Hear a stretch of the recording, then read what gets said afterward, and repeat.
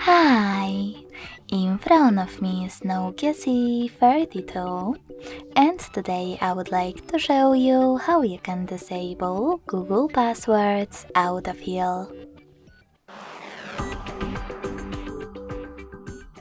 First of all, go into Settings and scroll all the way down to access Google. Then tap on Autofill, Autofill with Google, and blue sweater next to Use Autofill with Google.